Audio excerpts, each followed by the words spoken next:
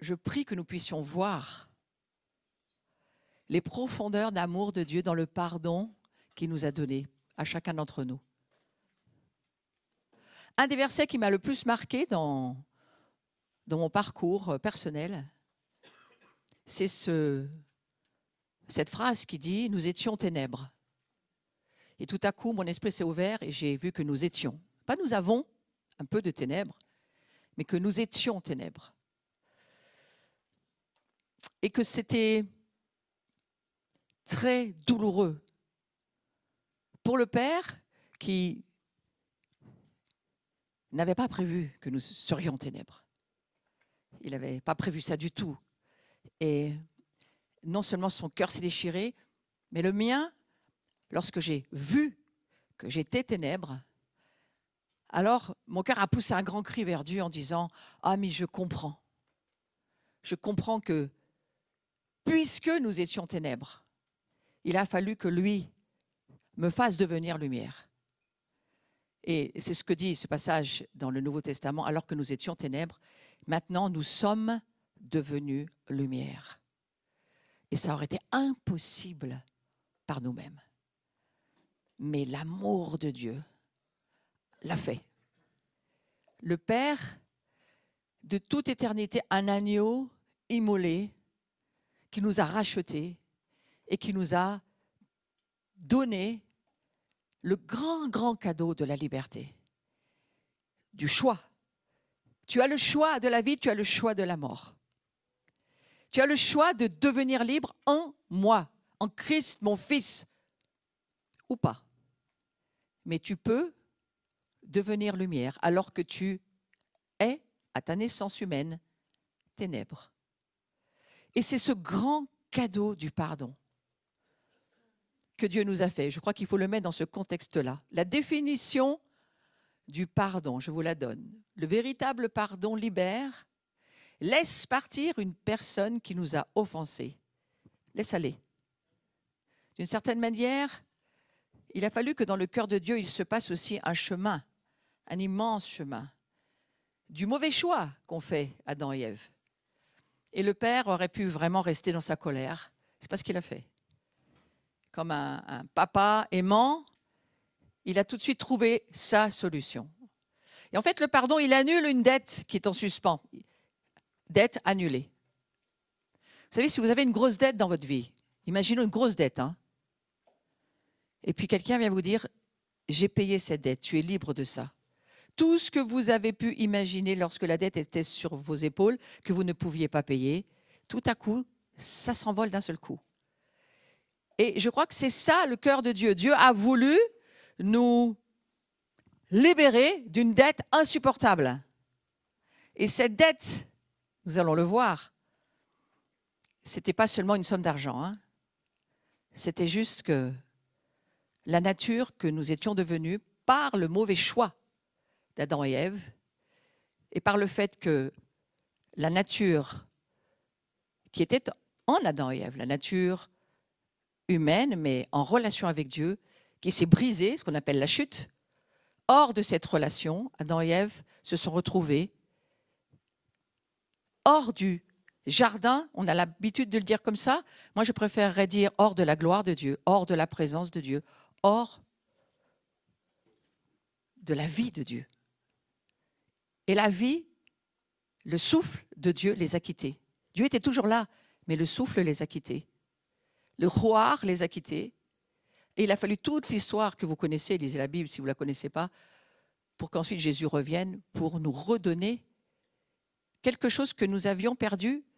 Souvent, on ne le voit pas cela, hein, mais c'est quelque chose qu'on avait perdu définitivement. Nous étions perdus pour toujours. Enfin, c'est très long. Hein. Perdus pour toujours. Le plan de Dieu, c'était de nous ramener pour toujours dans la présence de sa propre personne. Le pardon, c'est une décision faite par un acte volontaire. C'est une définition importante. Ce n'est rien à sentir, mais juste un choix à décider. Et c'est pourquoi il est écrit dans Marc 11, 25, je vous lis juste ce passage, quand vous priez, si vous avez quoi que ce soit contre quelqu'un, Pardonnez-lui pour que votre Père céleste vous pardonne, lui aussi, vos fautes. Donc c'est une phrase très claire, il n'y a pas beaucoup de commentaires à faire. C'est le pardon, c'est un choix, tu le décides. Pardonner à l'offenseur, c'est la seule réponse biblique acceptable aux yeux de Dieu, qui nous a, du reste, on vient de le lire, ordonné de pardonner aux autres leurs offenses ou leurs transgressions. Moi, ce que je comprends, c'est que le pardon, c'est une manifestation d'amour. Je ne l'ai pas toujours vu comme ça. C'est une manifestation que nous sommes appelés à libérer dans la vie que nous traversons en tant qu'enfants de Dieu, en tant que fils et filles de Dieu. C'est la création, elle soupire après la révélation des fils et des filles. La création, elle soupire après la manifestation des fils et des filles. La création, elle soupire après un peuple qui pardonne. C'est ça que ça veut dire. Et le monde soupire après ça. Vous imaginez la responsabilité qui est sur nos épaules. Ouais. C'est donné de pardonner la chose que la personne ait tort ou raison. Ça, ce n'est pas nos affaires. Il y a quelque chose en nous, dans notre âme, qui veut toujours avoir la raison, comprendre, justifier, expliquer, analyser, raisonner. Là, on est dans le domaine de l'âme. Hein. Et dans le domaine de l'âme, revenez au champ de bataille des pensées, si c'est quelque chose que vous ne pratiquez pas beaucoup, parce que sur ce sujet d'aujourd'hui, c'est toujours sous-jacent. Et il faut faire ce travail dans nos pensées. Ce n'est pas ni Dieu, ni les autres qui vont le faire pour toi. Notre vrai combat, ça se passe dans nos pensées. Notre âme, en aucune manière, n'est régénérée à notre nouvelle naissance. Et si nous ne nous en occupons pas, imaginez les années qui ont passé. Si vous avez un certain âge et vous n'avez jamais appris à travailler sur vos pensées, ça va être encore plus compliqué que lorsque vous étiez jeune. Parce qu'il y a beaucoup de disquettes qu'il va falloir détruire, des logiciels à véritablement annuler. Parfois, certaines personnes, c'est le disque dur qu'il faut mettre carrément à la poubelle. Il faut changer le disque dur. Il faut faire des remises à jour totales. Et vous savez, ce n'est pas facile. Quand on a des habitudes de pensée, une habitude de pensée, ça devient, au bout de quelques mois, une emprise. Et une emprise, ça devient un endroit où siège un démon. La démonologie, pas qu'un souvent. Ce sont des familles qui logent chez nous. Et qui est-ce que nous logeons? Eh bien, ce que nous pensons.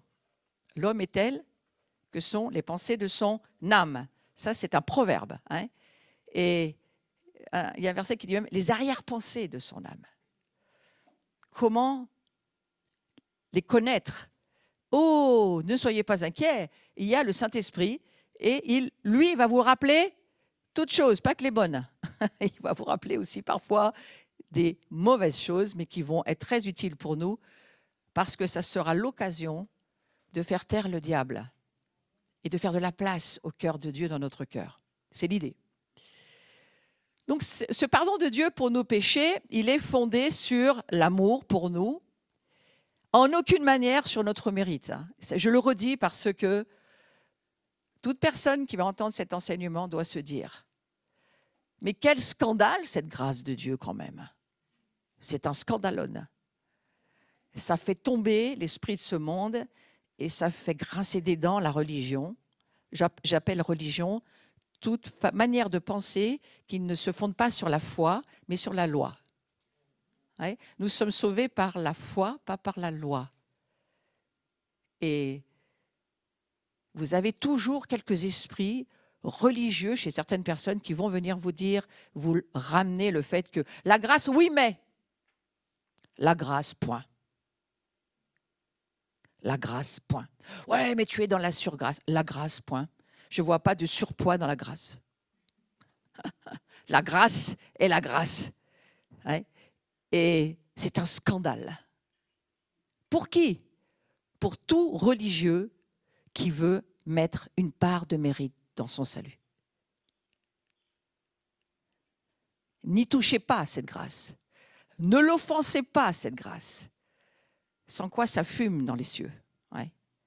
La grâce, c'est le cadeau le plus extraordinaire que Dieu ait fait pour sa famille. Et ça lui coûte son fils. Ne touchez pas à la grâce. C'est un avertissement que je nous donne. Même si la faute commise contre nous est grave, et c'est parfois très grave ce qui est commis contre nous, répété, ça peut l'être, totalement injustifié, ça l'est assez souvent injustifié. Vous voulez savoir, est-ce que c'était justifié que Dieu meure sur la croix pour nous? Non. Il n'y a pas de raisonnement possible, humain, ça n'a pas de sens de pardonner à un criminel. Ça n'a pas de sens. Mais Dieu, si ton cœur se repent et demande un changement, il te l'accorde. Pourquoi ? Parce que Dieu sait, il sait qu'il y a un deuxième ciel. Il n'est pas ignorant de son ennemi numéro 1, qui n'est pas un Dieu, mais qui est quand même un archange assez puissant et qui a son monde avec lui. Et il connaît sa manière de travailler. Il sait qu'il habite dans les hommes. Les démons habitent même chez les chrétiens. Et à un moment donné, quand ton ennemi est plus fort que toi, comment tu vas t'en sortir?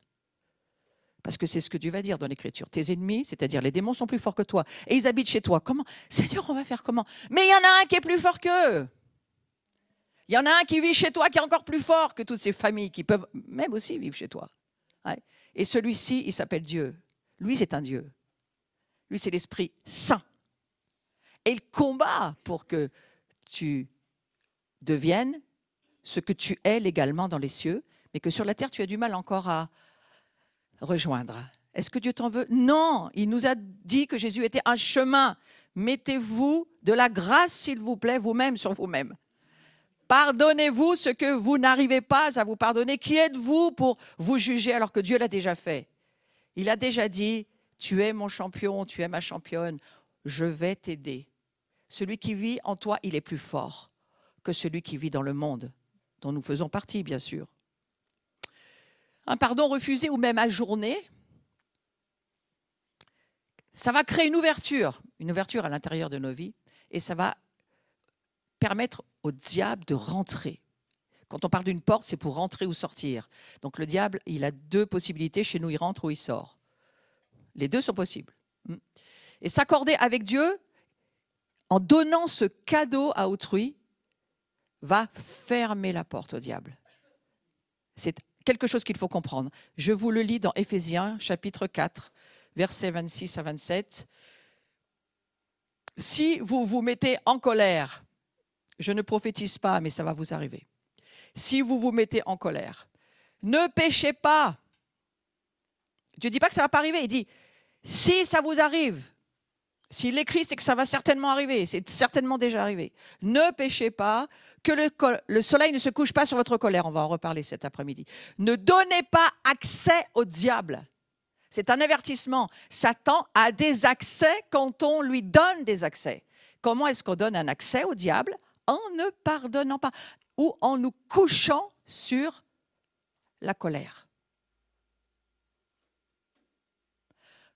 Combien de colère avons-nous eu enfants sur lesquels nous nous sommes couchés? Moi, je vais beaucoup plus loin que ça. Je dis, non seulement nous nous couchons avec la colère, mais nous couchons avec elle. C'est pas pareil. Hein? Nous nous couchons avec, mais nous couchons avec elle. On enlève un nous, voyez? Ça change un peu le sens de la phrase. Parce que Dieu sait qu'on va passer une nuit avec un monde impur, d'esprits mauvais, avec lesquels il ne faudrait pas. C'est ça que ça veut dire. On en reparle. Éphésiens 4, versets 31-32. Je l'ai beaucoup abordé, ce passage, lors de la dernière journée sur l'amertume. Que toute amertume, toute animosité, toute colère, ça en fait partie, toute clameur, toute calomnie, toute espèce de méchanceté. Je ne sais pas qu'est-ce qu'ils mettent dans toute espèce de méchanceté, mais on pourrait développer, hein, et on en aurait pour une journée. Hein. Toute espèce de méchanceté. Ouais. Disparaissent du milieu de vous. Et ça s'adresse, bien sûr, pour nous, les croyants. La méchanceté doit disparaître du milieu de nous. Soyez bons les uns envers les autres, compatissants. Et pour être compatissant, eh bien, c'est la suite du verset. Vous pardonnant réciproquement. La compassion, c'est le fait de se pardonner réciproquement. On prie, je vois beaucoup de chrétiens qui prient « Seigneur, envoie-moi la compassion ». Non, mais pratique-la, la compassion. Tu l'as déjà reçue, mais il faut la pratiquer. Hein. Ce n'est pas « envoie-moi la compassion, elle va tomber dessus ce soir ». C'est « pratique-la en pardonnant réciproquement, en vous pardonnant, vous pratiquez la compassion ». Comme Dieu vous a pardonné en Christ. Le plus grand pratiquant de la compassion, c'est Dieu. Le champion de la compassion, c'est Jésus. Il l'a pratiqué jusqu'à la fin de son souffle. Pour nous, par amour pour nous. Donc quiconque exerce le pardon animé par l'amour est un enfant de Dieu. Et je vais vous lire 1 Jean 3,10. C'est par là que se font reconnaître les enfants de Dieu et les enfants du diable. C'est oh, mais quand même, cette Bible, comme elle est écrite, c'est pour les anciens temps. Maintenant, on ne parlerait plus comme ça, on ne le dirait pas comme ça, c'est trop radical. Comment on peut dire qu'il y a des enfants de Dieu et des enfants du diable? Eh bien, excusez-moi, c'est la parole de Dieu. Et c'est écrit comme ça. Et je ne peux pas vous lire une autre traduction parce que j'en ai cherché d'autres, c'est la même. Il est question des enfants de Dieu et il est question des enfants du diable. Écoutez, ça fait mal, hein, la suite. Quiconque ne pratique pas la justice n'est pas de Dieu, non plus celui qui n'aime pas son frère. C'est quoi la justice de Dieu? La grâce. Il vient pour ça. Il a fait justice en faisant grâce à ceux qui vont reconnaître leur besoin de la grâce. Et cette grâce, elle est là. Et il y a quelque chose en nous qui doit grandir dans l'onction de la grâce et de la compassion, de la miséricorde. En général, vous avez très vite quelques personnes qui vont venir vous contredire. Oui, mais. La grâce, mais.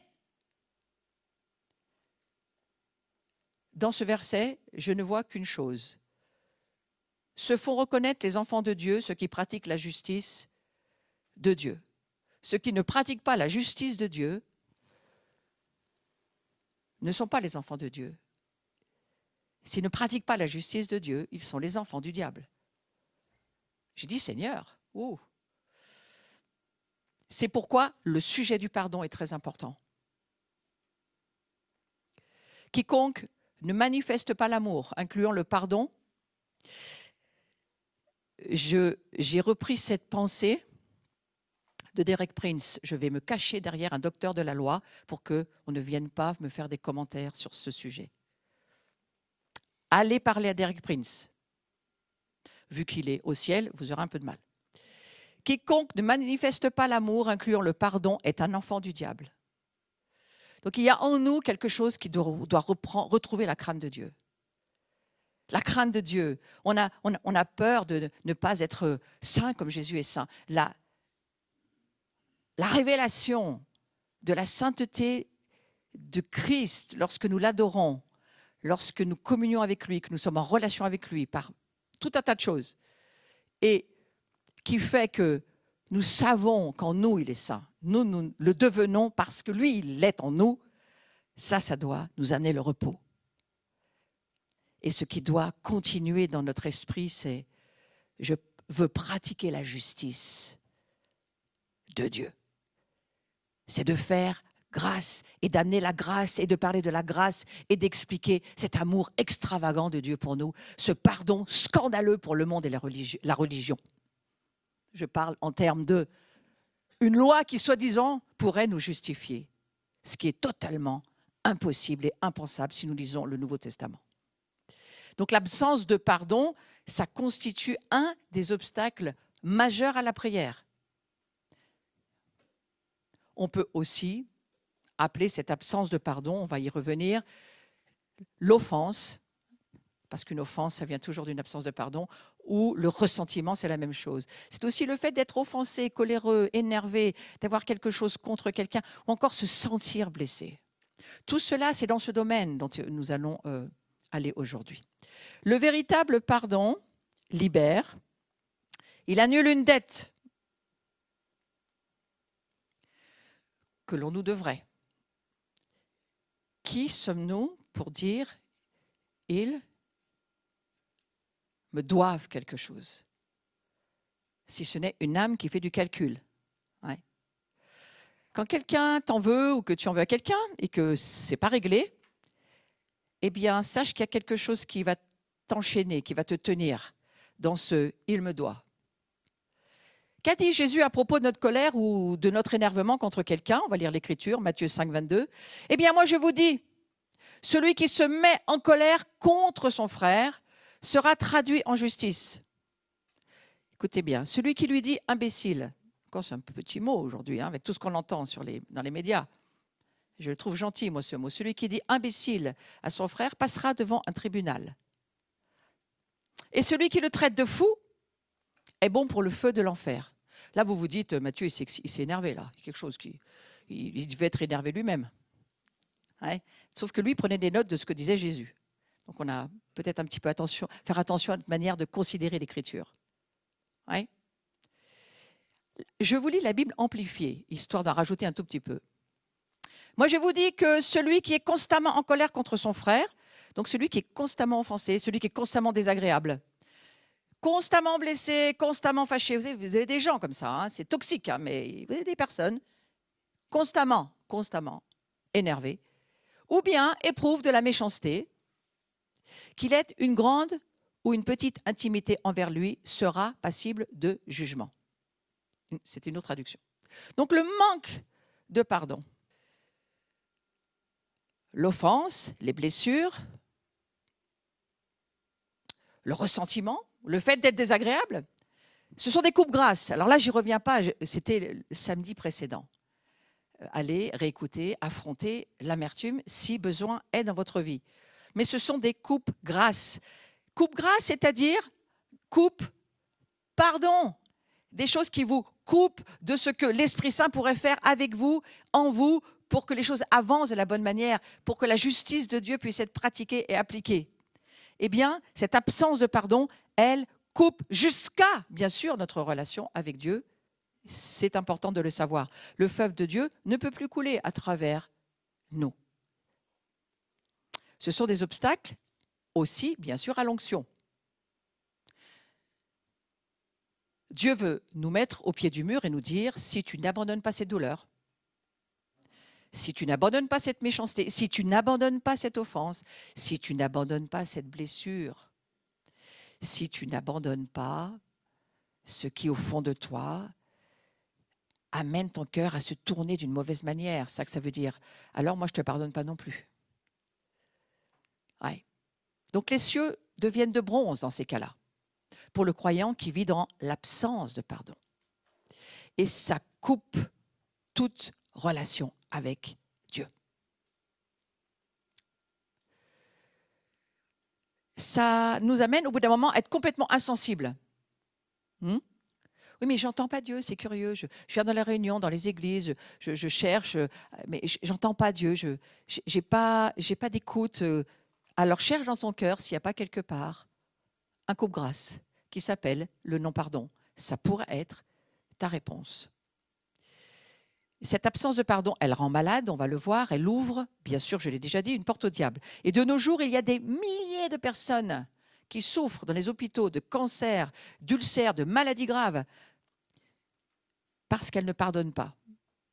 Attention aussi, lorsque nous allons prendre le repas du Seigneur, il y a tellement de textes clairs sur ce sujet qui vont vous dire « Ne va pas à cette table sans moi », dit Dieu. C'est-à-dire, si tu ne pardonnes pas à ton frère, c'est pour ça que beaucoup vont même mourir. Alors, si Dieu nous avertit, on devrait quand même y faire attention. Pourquoi Jésus nous a-t-il pardonné? Pour nous délivrer de la condamnation du tourment, de l'enfer et de la mort. Il a payé le prix que nous aurions dû payer. Et je crois qu'il faut le voir avec nos yeux d'aujourd'hui. Il nous délivre des voix qui nous accusent. Il nous délivre des voix qui nous condamnent. Il nous délivre des tourmenteurs que sont les démons en nous. Parce que ce sont eux qui nous parlent.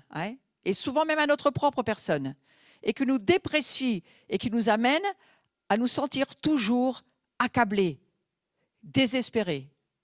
Je crois que de nombreuses dépressions seraient guéries au travers de cette révélation-là. Si nous voulions bien le croire, ce que dit le Seigneur. Par son pardon pour nous, sa grâce, elle est venue nous sauver, c'est-à-dire nous libérer. Nous libérer.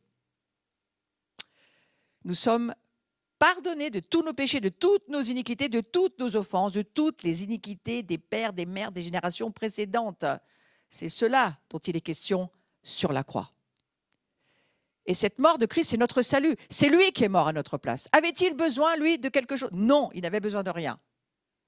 Il n'est pas mort parce qu'il y a quelque chose qu'il avait pour lui à prendre. Non, il n'en avait pas besoin. Mais le Père en avait besoin. Ouais. Et le Père, Dieu et le Fils, ils se sont accordés, ils ont mis leur accord, leur choix, leur volonté, leur décision. Elle s'est faite, cette décision, à deux. Pour que nous soyons pardonnés dans les cieux et sur la terre, ils se sont dit, on se met d'accord.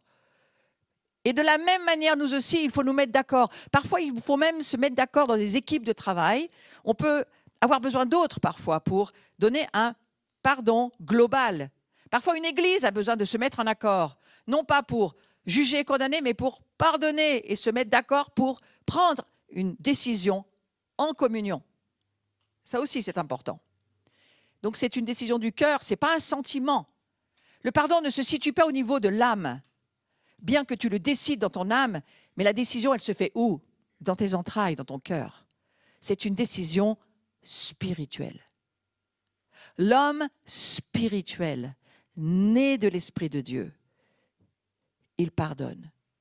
Parce que c'est l'Esprit de Dieu qui a la puissance d'accomplir ta décision. La décision de pardonner se fait par ton âme, mais ton cœur est en accord avec ton âme. Et à partir de là, la puissance de Dieu vient, la dynamise de Dieu vient et elle accomplit ta décision qui est en accord avec les cieux. Nous devons apprendre en voyant Jésus, notre exemple, qui a été battu et crucifié injustement.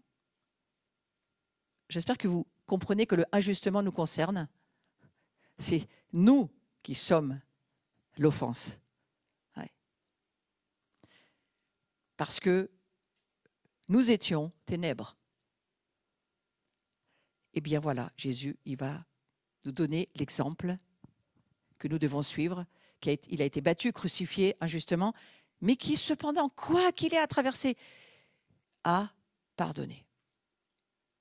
1 Pierre 2, 20 à 21, c'est à cela que Dieu vous a appelé. Beaucoup de chrétiens, moi, viennent me trouver. C'est quoi mon appel? Moi, le premier que je leur dis, c'est pardonne. Fais du pardon ton style de vie. La grâce, rentre dans la grâce. Voilà à quoi tu es appelé. Voilà ton appel. C'est celui-ci. Oui, mais je ne suis pas appelé à autre chose. Ben, commence par ça. Ouais, d'accord? Voilà, c'est déjà pas mal, ça. C'est un style de vie. Crois-moi, ça va prendre toute ta vie pour avoir cette justice en nous qui va jaillir et rejaillir sur ceux qui sont autour de nous. Parce que lorsque tu vas les approcher par l'onction, ils vont savoir que Dieu les aime. Ils ne vont pas le savoir parce que tu fais quelque chose, ils vont le savoir parce que tu les approches et que ce que tu portes en toi va les toucher. Ça s'appelle l'onction. Je crois que le Seigneur se languit de cette manifestation de ses fils et de ses filles qui vont être remplis de cette compassion. Vous vous souvenez, compassion égale pardon. Pratique le pardon, c'est ça la compassion. Ouais. Pratique, sois un pratiquant du pardon. Donc, suivre les traces du Christ et endurer la souffrance comme lui, il l'a fait. Oui, mais nous, on vient pour être guéris. Mais écoutez, mes frères et mes sœurs, oui, il y a un domaine où je crois que la guérison, c'est important. Et Jésus vient nous montrer que c'est important d'être guéri. Mais il y a des souffrances qu'il faut traverser avec lui. Il y a des souffrances où il va nous laisser les traverser. Il va nous laisser les vivre. Et il va nous aider à y mettre un sens. Je vous redis que si vos douleurs ont un sens, vous les traversez. Si elles n'ont pas de sens, c'est beaucoup plus difficile de les traverser. Mais si vos douleurs ont un sens pour quelque chose, vous savez que vous souffrez, mais vous savez pourquoi et qu'est-ce qui va se passer après et pourquoi vous traversez ça, ça aide. Parfois, on ne le sait pas. Et là, il nous faut une intimité profonde avec Dieu pour ne pas être en colère ou pour ne pas vivre les choses comme une injustice, mais peut-être tout simplement comme quelque chose, l'histoire de Job, hein, c'est très simple à y penser, de dire on veut juste te faire confiance, Seigneur. Et je crois que cette profondeur de foi, Dieu nous y amène en ce moment. Il nous amène à nous préparer à ces profondeurs de situations injustes que nous allons traverser si ce n'est pas déjà le cas. Parce qu'il veut voir son peuple, sa famille, ses enfants libérer sa grâce dans un monde qui ne pardonne rien et qui vous fait tout payer. Alors suivons les traces du Christ et parfois laissons-nous être méprisés. Qu'est-ce qu'il a fait à propos du mépris, Jésus? La Bible est très très claire, c'est très simple, l'enseignement de Jésus sur le mépris. La honte, la même chose. Il l'a juste méprisé. Il a dit, voilà, il a méprisé la honte, méprisé, le mépris. Il a méprisé le mépris, c'est bien, hein? Eh bien, je crois que c'est ce que nous allons apprendre à faire. Pour pouvoir faire cela, il nous faut, je crois, une profonde révélation de la bonté de Dieu. Une profonde révélation de l'amour de Dieu pour nous. Une profonde révélation de qui il est. Cette intimité avec Dieu qui vous dit, je connais Dieu, je sais, ça il ferait pas. Ça, oui, ça, non. Il faut en arriver là maintenant. Et c'est votre cœur qui va être rempli du cœur du Christ qui va vous diriger. On a ce verset de « Si nous confessons nos péchés, merci, il est fidèle et juste pour nous les pardonner. » Il y a un si important. Si nous confessons nos péchés. Ça veut dire quoi, confesser? Ça veut dire à haute voix dans nos prières avec Dieu ce que la Bible dit de notre situation. Merci. Ce que la Bible dit de notre situation. Donc si nous disons la même chose que ce que lui dit de notre situation, ça, non. Ça, oui. Ça, pour moi, ça ne fonctionne pas. Ça fonctionne. Et nous nous mettons d'accord. Il faut de l'accord. La communion, c'est l'accord. Il est fidèle et juste pour nous les pardonner. Le pardon, il a une condition, c'est de se mettre en accord avec sa pensée. Penser comme Dieu pense. Penser comme Dieu, le Dieu de la vérité, lui, il pense. Et à ce moment-là, si on confesse nos péchés, si on se met en accord avec ce que Dieu pense et ce que Dieu dit, il est non seulement juste pour nous les pardonner, mais il détruit le droit de ce péché sur notre vie. Il purifie notre vie de tous ses péchés. Donc c'est cela pour moi l'enjeu vital du pardon. Si nous voulons voir nos péchés effacés, pardonnés, mais plus que ça, effacés, n'existant plus, ne donnant plus de droit au diable, il faut remplir les conditions. Et il va falloir amener la lumière. Mais là où la lumière se trouve, les ténèbres disparaissent. Là où les ténèbres s'exposent, la lumière, la gloire surexpose. Donc pour nous, nous étions ténèbres, mais maintenant nous sommes lumière. Et il y a en nous une puissance de Dieu pour nous maintenir et nous garder dans cette lumière qui va être de plus en plus de la lumière. Ouais. Jésus il a beaucoup parlé du pardon dans la Bible. C'est un enjeu très grand pour lui. Ce sujet, il est important dans le cadre de la guérison de nos vies, mais aussi de notre identité. On nous dit qu'il faut pardonner, mais ouais, il faut pardonner. Mais souvent notre cœur, notre ancienne nature adamique, qui est censée être morte à la croix avec Christ. Mais quand on voit aujourd'hui qui vraiment le voit dans la révélation, cela, il faut que Dieu nous éclaire encore plus et encore plus de la puissance de la croix. À la croix, lorsque Jésus va mourir et qu'il meurt pour nous, on est avec lui. On est en lui. On est qui il est devenu en termes de malédiction, en termes de péché, transgression, il a porté dans sa chair toutes nos fautes. Et il faut nous y voir. Et il faut voir que notre vieille nature adamique, là, elle disparaît ce jour-là. Bibliquement parlant, c'est le jour de ton baptême, volontaire et choisi, lorsque tu es passé sous l'eau et que tu savais ce qui se passait. Le modèle de Jésus, Jésus s'est fait baptiser, il savait exactement ce qu'il était en train de faire. Il nous montrait le modèle pour dire, ta vieille nature, tu dois la considérer, Paul va l'expliquer, comme morte. Et en ressuscitant avec lui, il crée en toi, mystère dévoilé aujourd'hui, une nouvelle nature qui s'appelle la nouvelle création. Germe créé selon Dieu, dans la justice et la sainteté que produit la vérité. C'est ce que dit l'Écriture.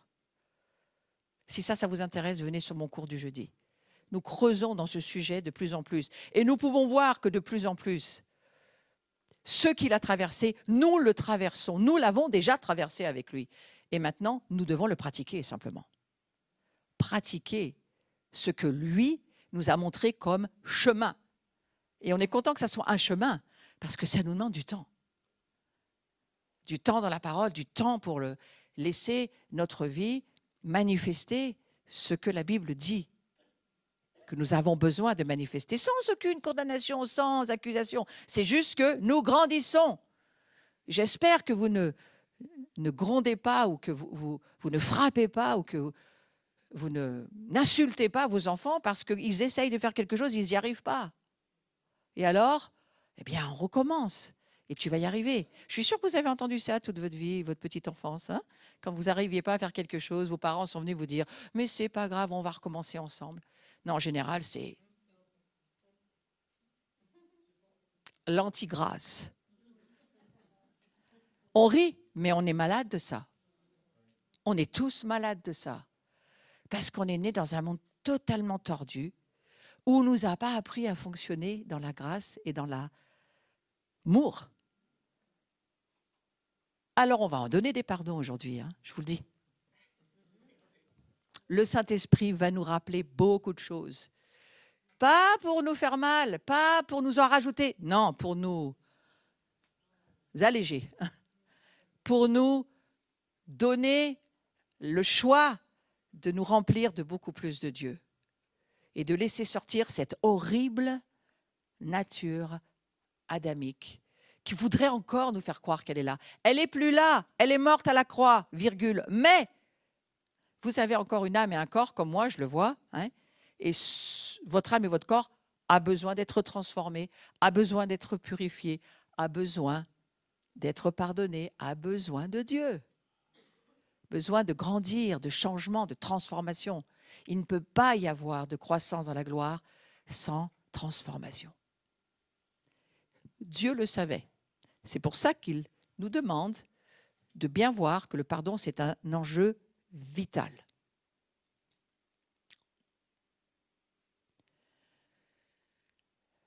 Une petite remarque en passant, Adam et Ève, je crois qu'ils ont voulu s'emparer de la justice de Dieu. C'est ce que Satan leur a proposé. Allez, mais mange donc de ce fruit. Mais non, Dieu a dit ça, mais parce qu'il sait bien, Dieu, que si tu vas faire ça, tu vas devenir comme lui. Qu'est-ce qui descend directement dans la race adamique? Ah, ouais, c'est bien, on va savoir.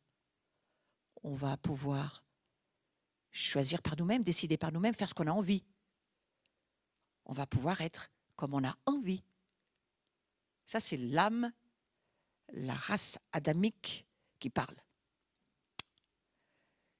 Qui a été le dernier Adam, ceci dit? Jésus. Donc cette race-là, n'y faites pas référence, s'il vous plaît. Elle a vécu un échec total. C'est un échec. Et Dieu va dire, je remplace cette race adamique charnelle qui ne suit que ses désirs et ses convoitises et ses transgressions et sa manière de voir les choses, par nous, parce que nous sommes bienveillants, nous sommes remplis de compassion, remplis d'amour. Nous ne fonctionnons pas à cet arbre de la connaissance du bien et du mal. Nous sommes juste un arbre de vie. Et cette vie, c'est un scandale. Nous la donnons à qui nous décidons de la donner et qui décide de nous suivre. C'est un scandale. Si tu ne vois pas que c'est un scandale, cherche encore dans la parole de Dieu. Pourquoi c'est un scandale? Mais c'est une extraordinaire histoire d'amour entre Dieu et ses enfants. Ce message sur le pardon du temps de Jésus, il était vraiment révolutionnaire. Hein. L'homme sous la loi du temps de l'Ancien Testament, eh bien, on voit qu'il a du mal à pardonner. Hein. D'ailleurs, si on lit tous les passages, il en est même, on va dire, totalement incapable. Il est d'ailleurs davantage question du pardon de Dieu ou des péchés du fait de l'absence du Saint-Esprit. Et lorsque les Hébreux sont sortis d'Égypte, Dieu il a instauré des juges, parce qu'il fallait bien trouver un système pour aider dans les conflits. Et la loi, c'était une loi pour aider à un équilibre de la société. C'était plutôt pour ça. De tout temps, elle a été faite pour ça, pour qu'il y ait un équilibre, parce qu'on attendait de pouvoir être aidé. C'était très compliqué, cette race déchue qui essayait de s'y retrouver et de trouver des solutions dans la corruption, les solutions dans tout ce qui est déchéance, il n'y en a pas. Donc il faut faire au moins pire, mais c'est compliqué quand même. Hein. Regardez ce qui se passe dans le monde aujourd'hui. Lorsque Dieu n'est pas là, c'est facile, vous n'avez qu'à ouvrir votre télé. Donc la loi, elle était donnée par Dieu pour aider tout simplement le monde. C'est ce que Dieu essayait de faire. Et Dieu disait que l'homme peut exercer la justice, mais les règles, elles devaient être limitées. Hein. On découvre dans l'Ancien Testament une loi d'équilibre, mais vraiment difficile à appliquer. Et Jésus, il va redresser, il va réaligner certaines choses de l'Ancien Testament qui étaient imparfaites. Par exemple, il va dire, dans Matthieu 5, Jésus va dire, « Vous avez appris qu'il a été dit. » Donc Jésus dit, voilà, il a été dit, hein, ça a été dit dans le passé, il faut faire ça. Mais Jésus va dire, « Moi, je vous dis. » Donc il est en train de changer les choses. Et on va lire ce passage. Matthieu 5, 38, verset 38. « Vous avez appris qu'il a été dit, œil pour œil et dent pour dent. Mais moi, je vous dis de ne pas résister aux méchants. » Là, déjà, tout le monde lève les bras en disant, Seigneur, au secours, aide-nous, ne résiste pas aux méchants. Mais qu'est-ce que ça veut dire?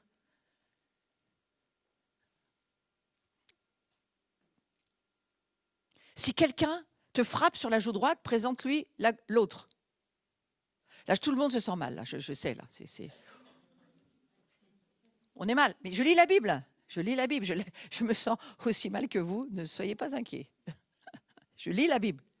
Si quelqu'un veut plaider contre toi et prend ta tunique, laisse-lui encore ton manteau. Moi, quand je lis ça, je me dis, alors il faut un détachement total de tout. Est-ce que nous y sommes? Non. Mais je crois qu'on a le droit de dire non. Hein, et il faut vite dire non. Non, nous n'y sommes pas. Mais n'empêche qu'on est là pour voir aujourd'hui ce que Dieu veut nous montrer. Verset 4. Si quelqu'un te force à faire un 1000, fais-en 2 avec lui. Donne à celui qui te demande et ne te détourne pas de celui qui veut emprunter de toi. Est-ce que les lois humaines sont justes? Certainement pas. Il y a des lois abominablement injustes. Il n'y a qu'à voir ce qui se passe dans certains pays en matière de justice. Moi, je ne veux pas développer, mais je sais où peuvent aller vos pensées. On coupe la main d'un voleur, parfois on coupe le pied, on assassine les gens qui désobéissent à telle loi. Je ne nomme personne. C'est les règles de la religion. Vous savez, on peut couper en vrai, on peut couper avec la parole aussi. Hein. Et la religion, elle peut faire très très mal. On exclut des personnes par une parole. Certaines lois, dont notre justice actuelle, peuvent parfois nous faire hurler. Oui, ce n'est pas interdit d'hurler. Hein. On a le droit d'hurler, je pense, parfois, de dire. Voilà, c'est juste insupportable. Et Dieu donnera une loi équilibrée pour pallier à celle des hommes. Les règles de Dieu, je le redis, sont pour amener un équilibre à un monde qui en a besoin. Ce monde dans lequel nous sommes a besoin de justice. Et jusqu'à ce que Dieu puisse revenir, il va y avoir une justice humaine qui va faire de son mieux. Et on le sait, elle n'est certainement pas parfaite, elle ne le sera jamais. Mais personne ne pouvait appliquer la loi dont il était question dans la Torah, la Bible. Pourquoi? Parce que tous les hommes sont pécheurs. Tous les hommes sont privés de la grâce de Dieu, de la gloire de Dieu. Est-ce que Dieu n'était pas au courant? Il était au courant. Dieu, il savait, hein, il savait ce qui se passait. Alors, ce « moi je vous dis »,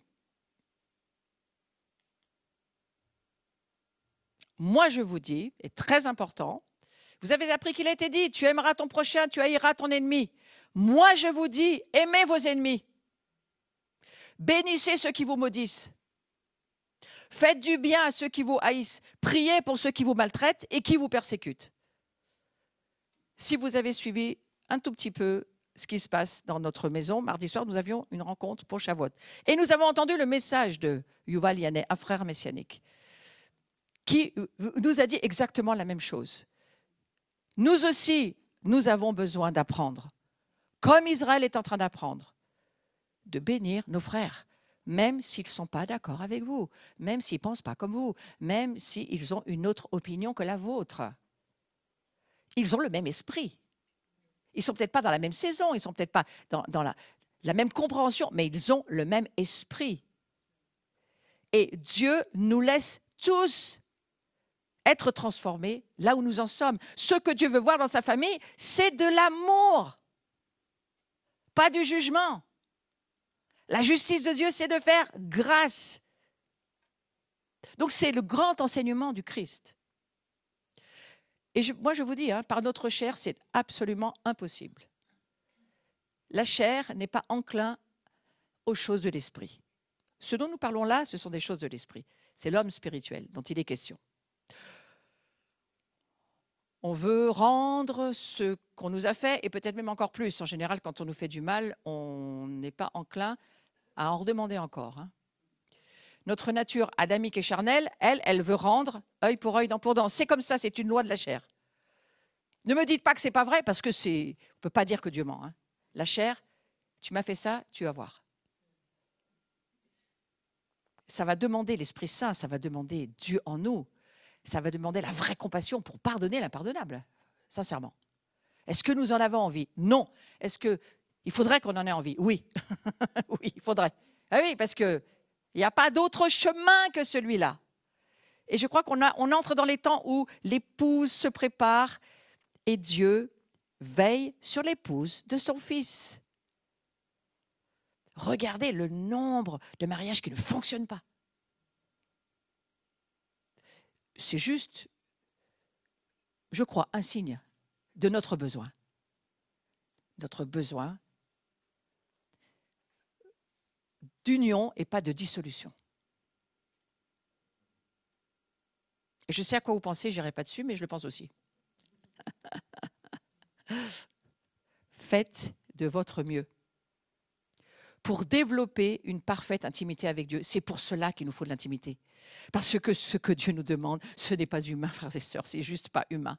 C'est impossible par la chair, c'est impossible si tu vis sur le registre de ton âme, c'est impossible. C'est pourquoi il vaut mieux être 3 dans le mariage et avoir une corde spirituelle qui s'appelle Dieu pour t'aider à l'impossible. Moi, je crois que Dieu savait ce qui allait se passer dans le mariage. Il savait que sans lui, c'était pratiquement impossible. Il le savait. Plus nous connaissons Dieu, plus nous serons capables d'abandonner notre propre justice. Il va falloir abandonner nos désirs de vengeance, notre propre justice. Et Jésus dit que nous devons l'abandonner et même tendre l'autre joue. Dites Amen, sans réfléchir. Dites Amen sans réfléchir. C'est comme un enfant avec son père qui lui dit « tu touches pas le feu » et l'enfant aime le feu. Et le père dit « tu touches pas aux allumettes » et l'enfant dit « d'accord papa ». Mais il en crève d'envie. Et c'est là où il va falloir la puissance de Dieu. Vous recevrez une puissance, pour quoi faire, mes frères et mes sœurs? C'est pour qu'on pardonne. Cette puissance, c'est pour qu'on arrive à vivre l'impossible. Mais avec Dieu, c'est possible. Souvent, on ne parle que de ça pour la guérison, pour un tas de choses dont on a besoin. Mais Dieu a besoin de notre cœur pour pardonner l'impardonnable. Pardonne aux autres. J'aime bien aimer cette histoire. Non parce qu'ils méritent le pardon, mais simplement parce que tu ne veux pas perdre ton temps et ton énergie avec la rancune. Ça, c'est intéressant.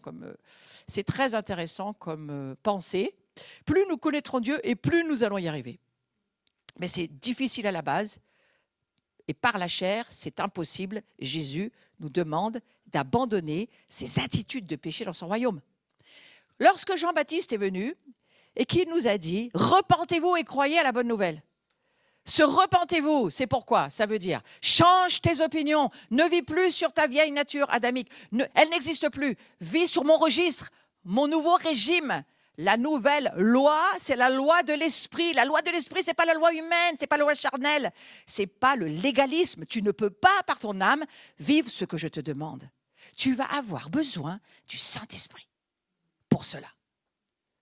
Et le Saint-Esprit, cette puissance, elle t'est envoyée parce que l'autorité est légitime. Vous vous souvenez de la sorcellerie sur le samedi d'avant? J'ai fait tout un cours sur la sorcellerie. Allez l'écouter si ce n'est pas dans votre pensée. Mais la sorcellerie, c'est quoi? C'est lorsque vous avez une autorité illégitime. Non, ne pardonne pas parce que c'est impardonnable. Et alors, la sorcellerie qui va se mettre dessus va faire que tu vas laisser agir la démonologie derrière. Le ressentiment, l'amertume, le poison, les murmures, tout ce qui te tue et qui tue les autres. C'est parfait pour le royaume des ténèbres. Ça marche, ça. Hein? Alors que ce n'est pas ce que Dieu nous demande. Il nous dit, tu vas recevoir une puissance, le Saint-Esprit. Mon autorité légitime te dit, tu peux pardonner l'impardonnable. Et alors, la puissance de Dieu qui vient sur nous, l'onction qui vient sur nous, va le faire. Et notre foi dans le Dieu que nous avons va permettre au Saint-Esprit de libérer nos cœurs de quelque chose qui est impossible. Comment pardonner si tu as été violé à l'âge de 6 ans et que ça s'est répété pendant des années? Comment tu vas pardonner à ce violeur? Eh bien, tu vas pouvoir le faire par la puissance de Dieu. En alignant ta volonté à celle de Dieu, tu vas pouvoir. C'est ça l'enjeu vital. Dieu n'a pas prévu toutes ces choses que nous traversons. Le mal fait son travail. Mais tout ce que nous traversons, Dieu a dit qu'il allait le transformer en bien pour nous. Mais nous avons notre part à faire. C'est juste d'obéir à Dieu, de croire dans ce qu'il nous dit, de décider que ce que nous décidons dans notre âme comme impardonnable, Dieu dit, c'est possible de pardonner. Mais toi, ça ne sera pas par tes forces, ça sera par ma puissance. Ça sera par ma capacité, pas les tiennes. Et je crois que le peuple de Dieu va recevoir je le dis aussi pour vous qui allez me réécouter, nous sommes en train de recevoir des capacités extraordinaires, surnaturelles pour le pardon, mais pas seulement. Pour ne même plus souffrir d'un décès inopportun, comme c'est arrivé dans ma vie. Je ne souffre pas de quelque chose dont je devrais souffrir. Amen. Amen. Vous dites, moi je dis Amen. C'est ma vie, hein. Amen. Nous recevons des capacités surnaturelles, mais pour le royaume de Dieu, pour la justice de Dieu, pas pour nos petites affaires. Dieu n'est pas intéressé, mais il est intéressé pour voir la manifestation de qui il est se lever sur la terre et qu'on puisse dire « Ah, c'est Dieu ». Personne d'autre que Dieu. Cette femme, je me souviens, qui a donné son témoignage quand son fils est mort pendant a été assassiné, pendant les histoires du 7 octobre, et une maman a dit « Je leur pardonne ». Cette femme, elle avait la révélation que sa décision, Dieu allait accomplir et faire en elle le travail, parce qu'elle s'alignait sur Dieu. Elle s'alignait sur ce que Dieu lui disait. Pardonne-leur. Ça ne veut pas dire que tu es d'accord, mais ça veut dire que tu comptes sur Dieu pour que toi, tu te libères de ce que l'ennemi voudrait enchaîner à ta vie, toute ta vie et même au-delà. Donc voilà, c'est important de pardonner et de comprendre que pardonner aux autres, pas parce qu'ils méritent, mais simplement parce que tu ne vas pas perdre ton temps avec cette rancune qui est derrière ce mot, une puissance de ténèbres qui vient et qui détruira ta vie si tu veux vivre avec. Marc 11, un enjeu aussi de taille. Et lorsque vous êtes debout faisant votre prière, si vous avez quelque chose contre quelqu'un, pardonnez, afin que votre Père qui est dans les cieux vous pardonne aussi vos offenses. Si vous ne pardonnez pas, votre Père qui est dans les cieux ne vous pardonnera pas non plus vos offenses. Rien de plus clair. Jésus parle aux chrétiens et il nous considère déjà comme qui?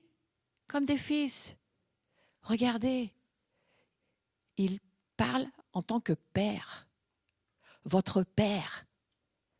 Ah, vous avez appris par cœur ça dans la religion que vous avez pu traverser toutes ces années. Mais là, il faut lire le verset avec le cœur. Votre Père ne vous pardonnera pas. Il s'agit d'un Père. Et il y a une dimension extraordinaire. Parce que là, ça veut dire que nous sommes considérés déjà comme ses fils. Et que lorsque nous lisons ces paroles de pardon, c'est parce que lui, le Père, il est extrêmement attentif à ce que nous ne soyons pas la proie des esprits méchants.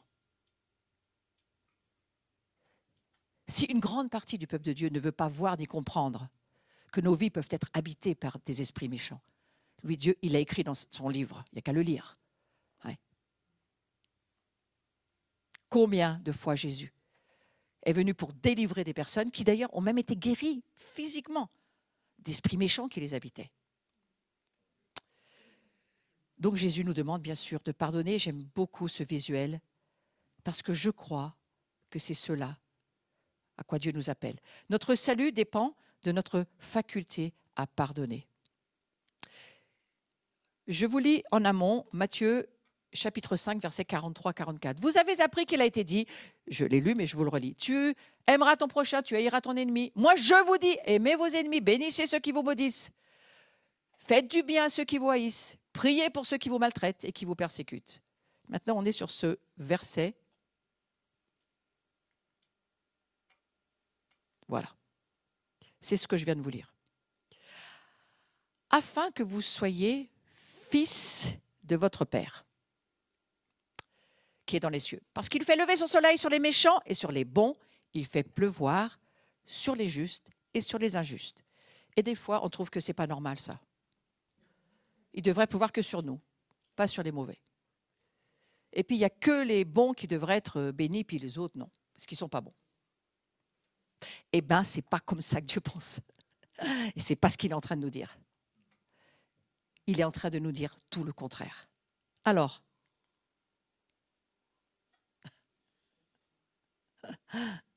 prenez garde à vous-même. Si ton frère a péché, reprends-le. S'il se reprend, pardonne-lui. S'il a péché contre toi 7 fois dans un jour et que 7 fois il revienne à toi, disant « je me repens », tu lui pardonneras. Enfin, là, il y a quand même un style de vie qui nous est proposé. Hein. En fait, c'est apprends à ne pas en avoir assez. Jamais. Tu ne dois jamais en avoir assez de quelqu'un qui vient et qui se débat lui aussi avec son problème et qui peut-être va avoir besoin de revenir beaucoup de fois. Moi, j'en connais certains qui diraient « non, c'est bon, ça va. Maintenant, tu ne reviens pas. Ça suffit. C'est assez. Hein? Stop. Il y en a marre. J'entends plus. Je veux même plus te voir. Disparais. » Ça, c'est là. C'est pas ça, hein, dans le verset. C'est pas ça. C'est pas ça. Donc, Seigneur, prions que Dieu nous donne dans cette intimité avec lui. C'est incroyable. Patience. Moi, je crois que Moïse aurait dû faire une dépression nerveuse.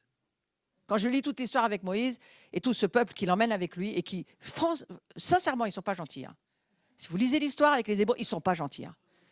Vraiment pas. Et on va le voir plus tard dans l'après-midi. Mais ils ne sont vraiment pas sympas. Et moi, je pense que j'aurais été Moïse, j'aurais disparu de la circulation beaucoup de fois. La grâce,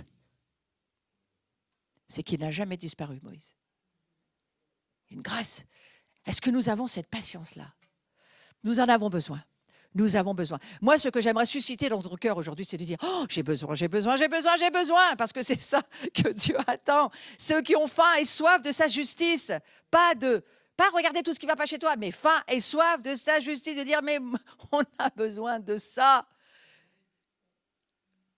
Les limites se trouvent où de la grâce de Dieu? Je ne le sais pas. Je n'ai encore pas la réponse, même encore aujourd'hui. Voyez. À qui vous pardonnez, je pardonne aussi. Je trouve extrêmement lourd ce passage, je vais vous le lire. C'est Paul qui l'écrit.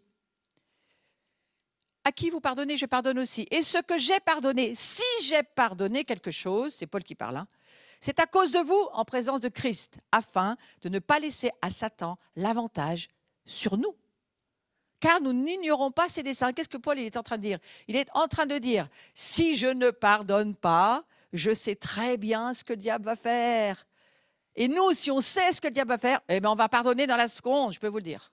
On ne va même pas réfléchir. Ting, je pardonne, ting, je pardonne, ting. Parce qu'on n'a pas envie de voir ce que Satan va faire.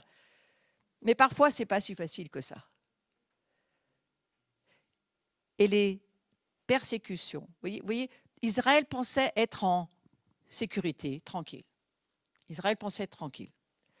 On a nos forces militaires, on est en sécurité, personne ne craint rien, même à 3 kilomètres de Gaza, on est en sécurité. Beaucoup de chrétiens sont comme ça, comme dans les kibboutz. Moi, je vous préviens parce que j'ai un message un peu prophétique quand même sur le pardon. Hein. Je vous préviens quand même. En 1 heure, tout a changé, tout avait disparu. Le système de sécurité n'existait pas, il a été détruit.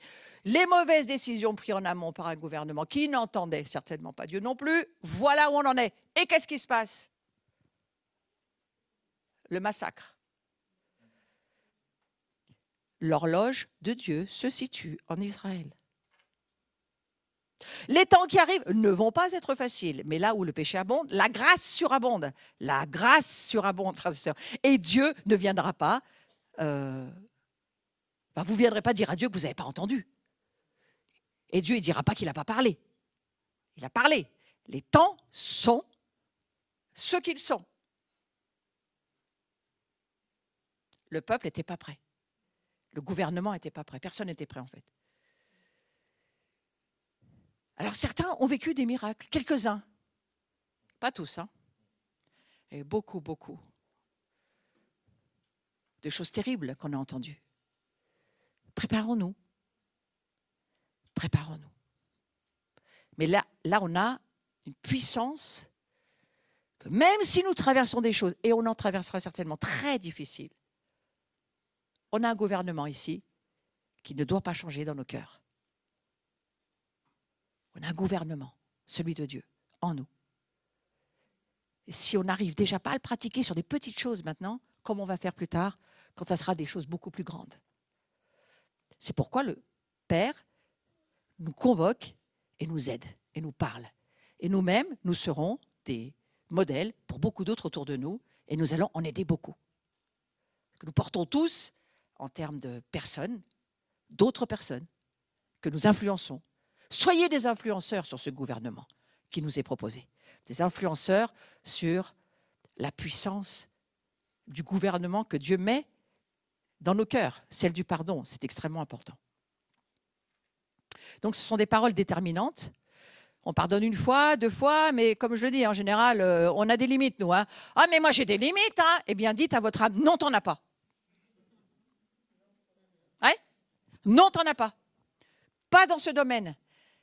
On doit apprendre à sortir de nos limites. Alors, on parle de beaucoup de choses hein, pour sortir de nos limites. Moi, je commence par celle du pardon. Ton âme n'a pas de limite au pardon. C'est pourquoi il faut nous noyer dans la cave à vin du Seigneur. Attention, je précise, c'est bientôt midi, du Seigneur. Ouais. Ce vin de l'esprit qui nous donnera le regard de Dieu, qui n'est pas celui de ce monde. Nous en avons vraiment besoin. C'est vital, c'est vital. Et j'ai mieux compris pourquoi, j'espère que ça va vous aider, pourquoi les disciples, les apôtres, dans Luc 17, verset 5, ils ont dit au Seigneur, augmente-nous la foi s'il te plaît. Parce que quand ils ont entendu le message que je viens de vous amener, ils n'avaient qu'une envie, les apôtres, c'est de dire, comment on va faire? Il faut de la foi. Et ils ont eu la bonne réponse, selon moi. Les apôtres, ils vont demander à Jésus. Mais pourquoi est-ce qu'ils posent cette question? Eh bien, parce que plus nous allons connaître Dieu. Donc, connaître Dieu, c'est avoir la foi. La foi, c'est la confiance en Dieu. Plus nous connaîtrons dans la confiance, dans la foi qui est Dieu, plus ça sera facile de vivre dans cette dimension impossible pour la chair, mais qui est celle de Dieu pour ce monde.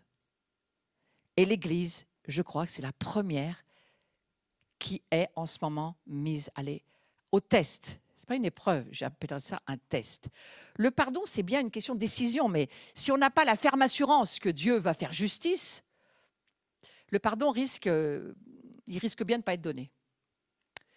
Plus nous connaîtrons Dieu, plus nous pardonnerons facilement en ayant confiance dans la justice de Dieu. Si on sait que notre Dieu est un juste juge parfait, ça va être beaucoup plus facile de pardonner. Parce que vous savez pardonner en disant, ok, je te pardonne, et puis on laisse aller. On sait que ça ne veut pas dire qu'on donne raison à celui à qui on pardonne. Mais au fond de nous, il y a quelque chose qui dit, quand même, hein, ok, je demande pardon, mais quand même, il y a un quand même qui traîne. Hein, quand même.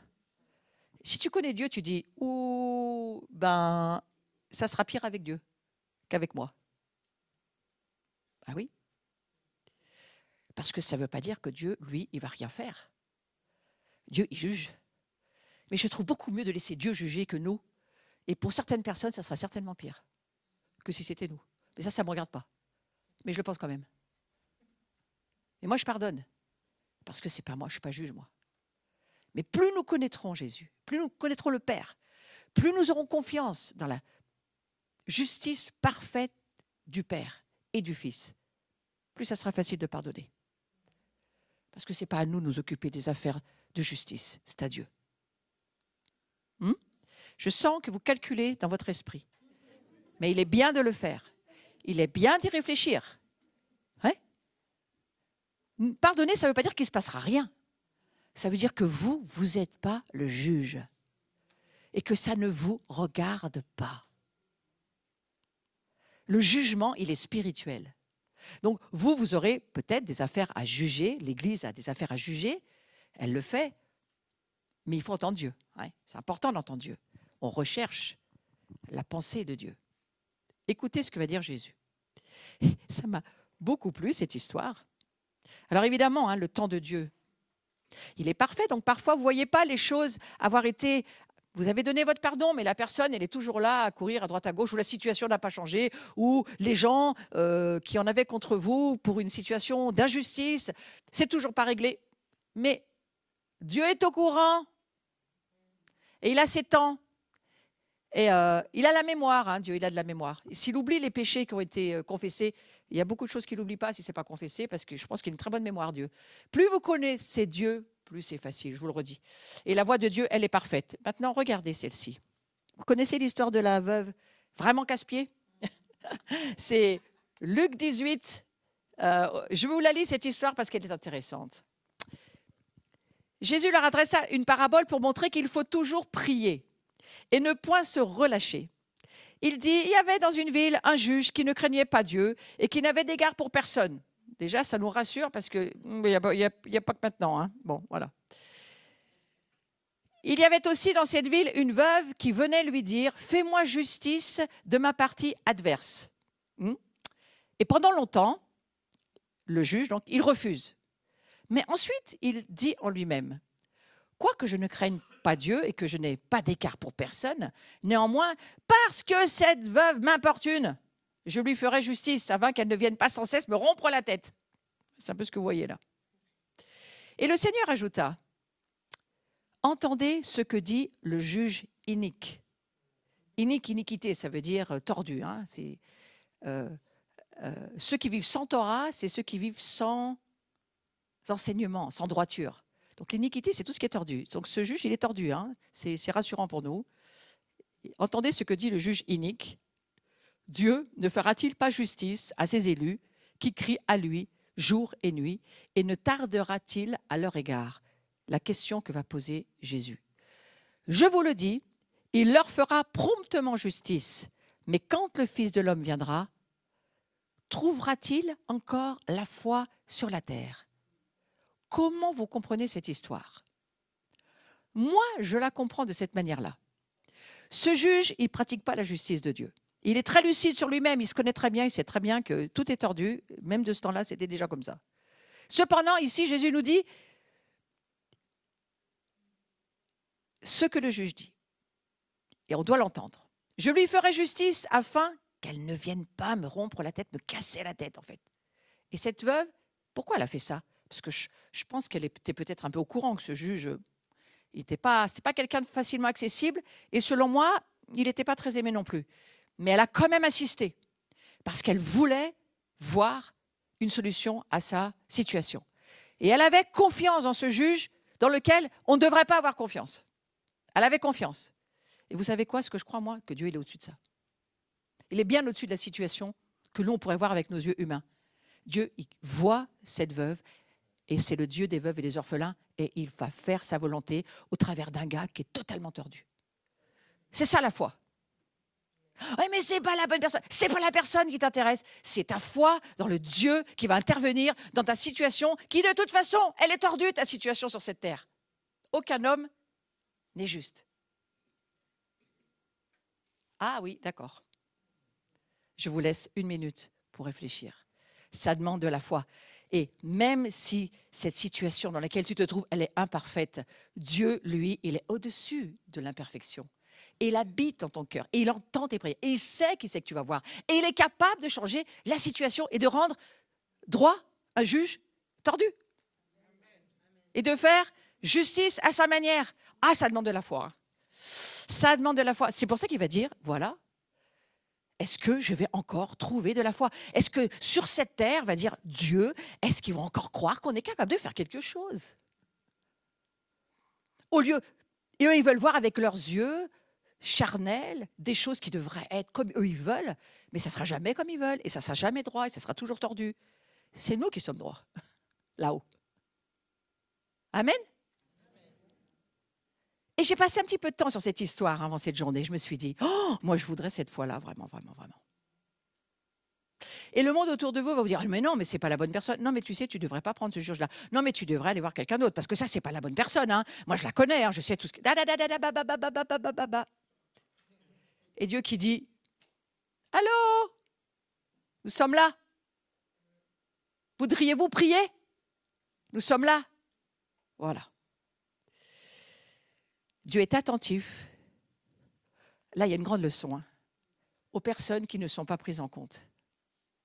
Il est attentif aux veufs, il est attentif aux orphelins. Si c'est ce qui t'arrive, eh bien, sache que Dieu a des oreilles tout à fait attentives pour toi et que son cœur est tout à fait tourné vers toi pour t'aider. C'est ça qui va se passer.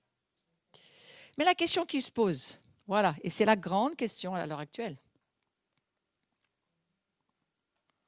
Est-ce que l'humanité va encore avoir confiance en Dieu?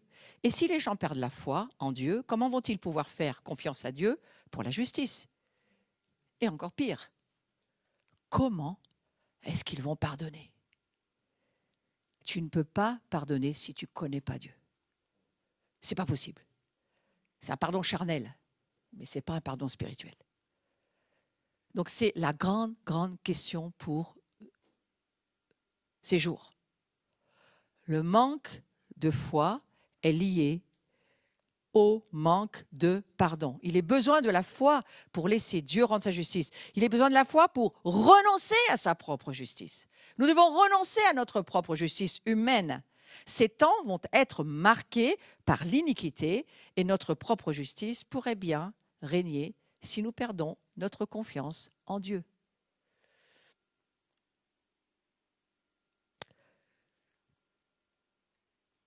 Il nous faut de la foi, et j'insiste, c'est la raison pour laquelle cette immense question de Jésus, elle doit résonner dans nos cœurs. La foi, c'est croire ce que Dieu dit dans sa parole, dans notre cœur, en accord avec sa parole. C'est ça la foi. Même si nous ne le voyons pas encore, la foi, c'est croire ce que Dieu dit sans voir la réalisation de ce que lui, il dit. Mais c'est avoir l'assurance que ces choses vont arriver. Elles sont déjà là. Ça s'appelle l'espérance. L'espérance, c'est une certitude que ça arrive. Ce n'est pas l'espoir. L'espérance, c'est une certitude de ce que Dieu dit dans sa parole et on reste dans l'attente de ce que Dieu dit. La foi en Dieu déclenche les miracles. Et c'est ce que Dieu cherche dans nos cœurs. Il ne cherche pas que tu aies un bon discernement charnel sur le juge qu'il te faut. Il ne cherche pas que tu aies un bon discernement charnel sur les personnes avec lesquelles tu es soi-disant appelé à travailler. Tu penses qu'il manquait de discernement en gardant Judas avec lui? C'est quand même, ça nous vient à l'esprit quand même. Hein. Nous, on dit, oh mais moi je ne le ferai pas. Si dans ton travail, Dieu te demande de garder des personnes parce qu'il veut simplement que tu lui fasses confiance dans la foi. Je n'ai pas dit que c'était forcément la réponse à ce que tu traverses, mais ça pourrait le devenir. Un jour ou l'autre, ne pas nous séparer ou mettre sur le banc des accusés des personnes où Dieu dit non, elles doivent rester dans ta communion, elles doivent rester avec toi parce qu'il y a des choses qui vont se passer. Mais priez pour que les choses changent. Mettez pas les gens dehors parce qu'ils vous gênent dans votre façon de vivre. C'est quand même ça la compassion aussi. Hein.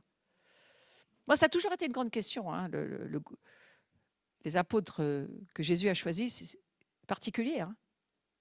Mais c'est pour nous parler. C'est pour nous montrer que dans le cœur de Jésus, il n'y a jamais rien eu contre Judas. Jamais rien. Porte pour les miracles, porte pour tout ce qui est possible avec Dieu. Et c'est quoi l'enjeu du pardon? Et j'ai pris ce visuel exprès. Parce que, vous voyez ce que le visuel vous montre? Nous, ce que nous aurions laissé être séparés, ce que nous voudrions voir dissolu, la dissolution, Dieu dit non. Non, ne sépare pas ce que moi j'unis. Non, laisse-moi faire. Ça demande de la foi. 1 Pierre 2, versets 23-24, c'est Jésus qui parle. Lui, Jésus, qui injuriait, ne rendait point d'injure, maltraité, ne faisait pas de menaces.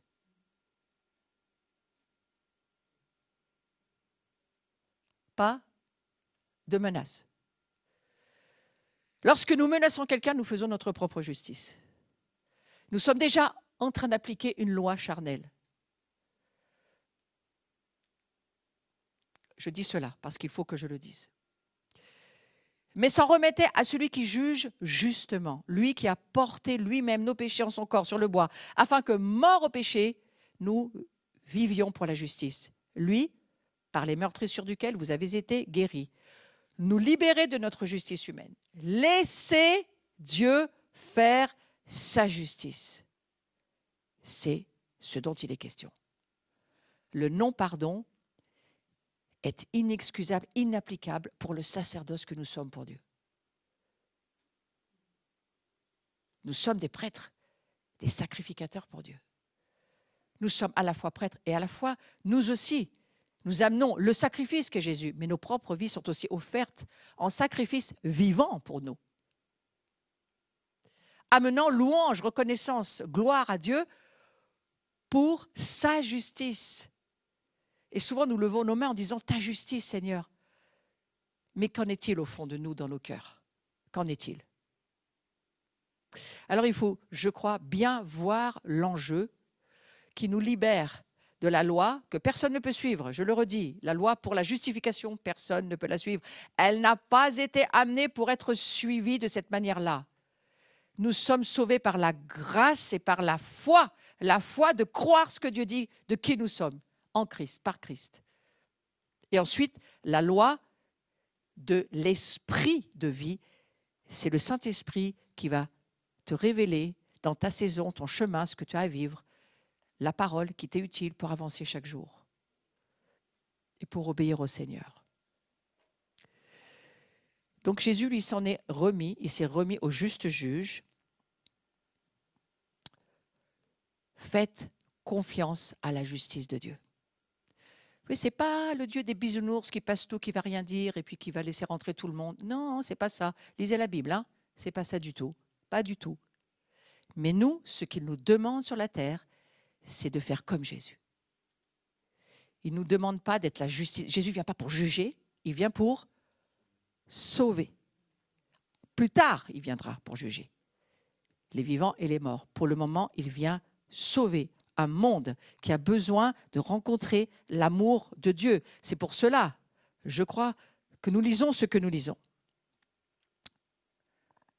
Ça, c'est une parole qui m'a tellement percutée, surtout les mois derniers.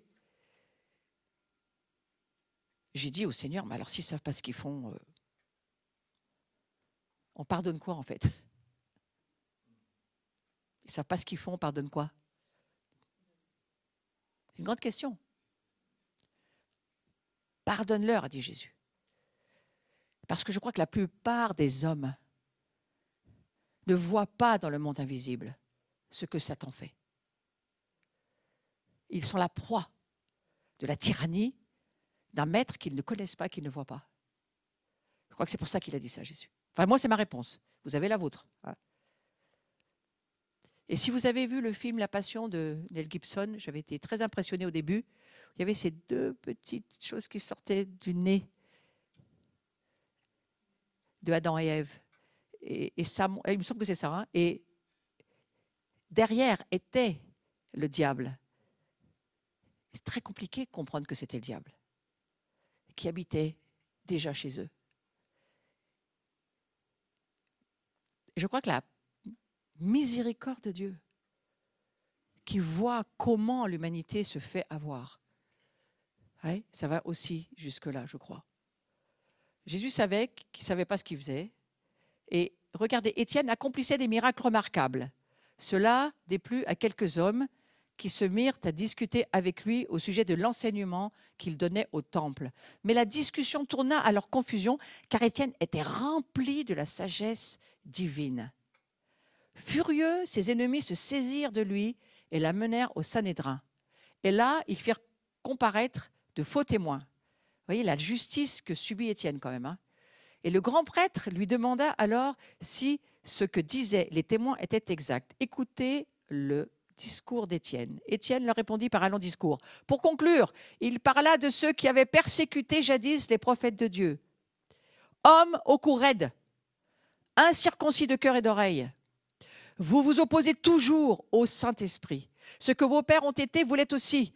Lequel des prophètes vos pères n'ont-ils pas persécuté? Ils ont tué ceux qui annonçaient d'avance la venue du juste que vous avez livré maintenant et dont vous avez été les meurtriers. Vous qui avez reçu la loi d'après des commandements d'anges et qui ne l'avez point gardée. La loi selon des commandements d'anges. Attention, hein, de quel ange il parle? C'est le légalisme dont il est question. Et ce légalisme-là, c'est une sorcellerie dans l'Église qui doit sortir. Et qui doit sortir de nos cœurs. Nous ne sommes pas appelés à être gouvernés par une loi que personne ne peut suivre si ce n'est par la puissance du Saint-Esprit et pour lequel elle nous amène à montrer qu'on a besoin d'un salut. Mais ce n'est pas en suivant les règles qu'on va être sauvés. À ces mots, les chefs religieux devinrent furieux. Écoutez. Ils se mirent à grincer des dents. Je pense qu'il a dû entendre le son pour écrire ça. Il a dû entendre les dents qui grinçaient au moment où Étienne parlait. Mais Étienne, les yeux fixés vers le ciel, s'écria, rempli du Saint-Esprit, fixant les regards, il y a une autre traduction qui dit, rempli du Saint-Esprit, fixant les regards vers le ciel, vit la gloire de Dieu et Jésus debout à la droite de Dieu. Et il dit, voici, je vois les cieux ouverts et le Fils de l'homme debout à la droite de Dieu. Et on est sur deux mondes différents. Hein. Il y a un monde où il se passe la mort et un monde où il rentre dans la gloire. Il faut bien faire le lien. Hein. La gloire, les cieux ouverts, voir ce qui se passe dans les cieux, passe par tes propres morts, à ta propre chair. Alors, mettant les mains sur les oreilles, ils se ruèrent sur lui, on parle des pharisiens, l'empoignèrent, le traînèrent hors de la ville. Ils se mirent à lancer des pierres à Étienne qui tomba à genoux et dit, il lapidait Étienne, c'est une autre traduction, hein, qui priait et disait, Seigneur Jésus, reçois mon esprit. Puis Jésus s'étant mis à genoux, il s'écria d'une voix forte. Voilà, c'est là où je vais aller. Il s'écria d'une voix forte, Seigneur, ne leur impute pas ce péché. Exactement ce qu'a dit Jésus. Seigneur, ne leur impute pas ce péché. Parce qu'Étienne, il sait qui est derrière tous ces hommes terriblement cruels. Il sait que ce ne sont pas des hommes, il sait que ce sont des esprits méchants. Et Lucifer derrière. Et après ces paroles, c'est pas marqué qu'il est mort. Il s'endormit. Étienne, il s'est juste endormi. Comme tous les croyants qui ont Christ en eux. Il ne meurt pas, il s'endorme. Il s'est juste endormi. Donc Paul, il connaissait très bien ce style de vie de pardon que je vous ai mis là. Nous nous fatiguons à travailler de nos propres mains, c'est Paul qui parle. Injuriés, nous bénissons. Persécutés, nous supportons. Calomniés, nous parlons avec bonté. Nous sommes devenus comme les balayeurs du monde, le rebut de tous, jusqu'à maintenant. Je vais faire un appel pour ceux qui veulent se lever à devenir apôtres. Vous êtes prêts? Est-ce que vous êtes prêts? Voilà l'appel. Ça, c'est le vrai évangile. Ouais. C'est un évangile où, bien sûr, nous allons vivre des persécutions, des difficultés. Pourquoi? Parce que Dieu veut montrer à ce monde tel qu'il est, qui il est lui. Et nous en sommes les porteurs. Le pardon doit devenir notre mode de vie, mes frères et mes sœurs. Pardonnez. Plus vite vous pardonnez, plus vous êtes mûrs. Ça montre votre maturité. À la rapidité à laquelle vous pardonnez, vous êtes en train de grandir dans la maturité. Dieu cherche des hommes et des femmes faits, pas des enfants, pas des adolescents. Il cherche de la maturité. C'est l'heure pour l'Église de la maturité. C'est l'heure. Ouais. Pardonnez le plus vite possible, le plus vite possible. Et si vous vous mettez en colère, ne commettez pas de péché. Apaisez cette colère avant le coucher du soleil. Vous savez pourquoi? Pour ne pas laisser le diable entrer dans votre vie, tout simplement. Je trouve que ça en vaut la chandelle. Hein? Si vous savez que le diable va rentrer, vous dites non. Faire descendre une colère, c'est une décision. Mon âme, ça suffit, arrête-toi, il n'y a plus de colère. On ne se couche pas et on ne couche pas avec la colère. Point, c'est tout. C'est vous le gouvernement. Mon âme, un petit peu plus de compassion, un petit peu plus. Et s'il te plaît, mon âme, change. Parlez à votre âme. David parlait à son âme.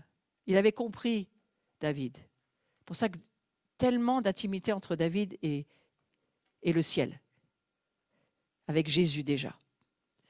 Donc je vous rappelle que notre justice, je vais encore continuer un petit peu, notre justice, et j'arrêterai sur cette histoire de justice pour ce matin, mais notre justice, elle est fausse.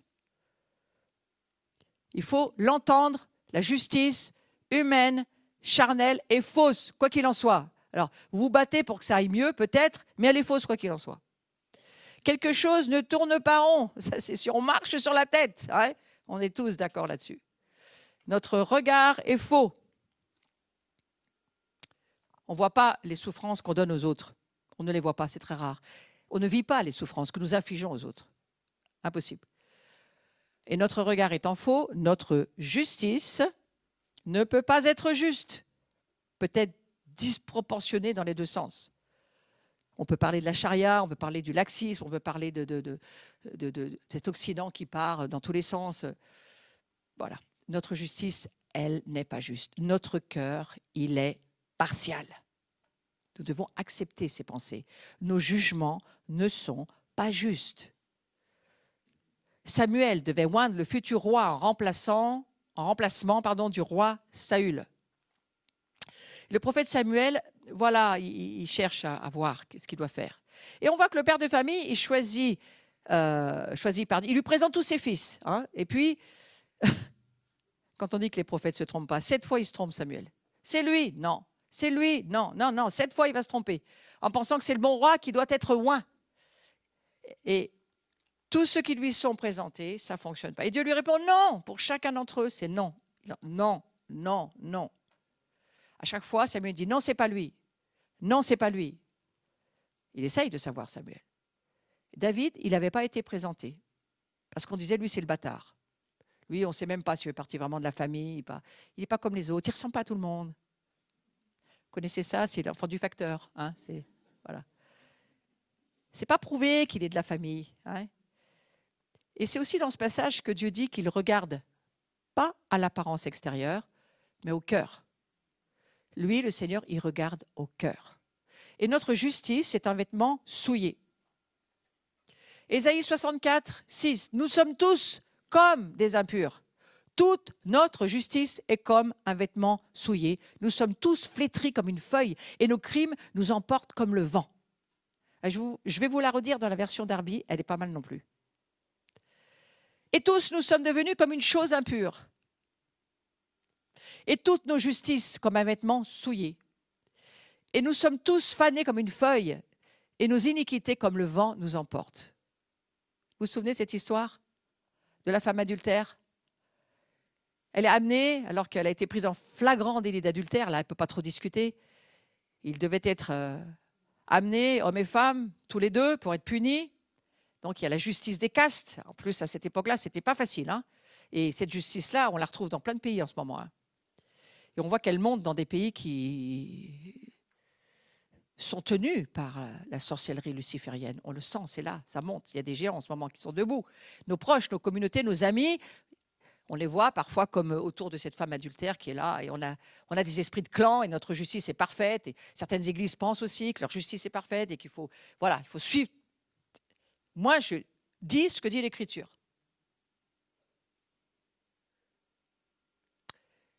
Voyons-nous la justice de Dieu, parce que Dieu nous aime, il nous corrige. Quand on dévie de sa volonté, de sa grâce, il nous corrige, parce qu'il nous aime, parce que c'est un père. Le père, il corrige le fils. Autant le père peut corriger le fils peut se faire corriger par le père. Autant je pense que c'est très difficile lorsqu'un ministère se fait corriger par un autre ministère où il n'y a pas de relation de cœur. Très difficile. Et là, les pardons sont encore plus difficiles à donner. On va lire Ésaïe 64,5, version Martin. Tu es venu rencontrer celui qui se réjouissait et qui se portait justement, et ils se souviendront de toi dans tes voies. Voici, tu as été ému à indignation parce que nous avons péché. Il est question du cœur de Dieu dont parle Ésaïe et de la manière dont il voit ce que nous sommes. Tu as été ému à indignation. Je ne suis pas très sûre que ce n'est pas celui-là. Oui, c'est ça. Parce que nous avons péché. Tes compassions sont éternelles. C'est pourquoi nous serons sauvés. Là, nous rencontrons le cœur de Dieu. Et j'ai pris la traduction d'Arby, que j'ai trouvée excellente.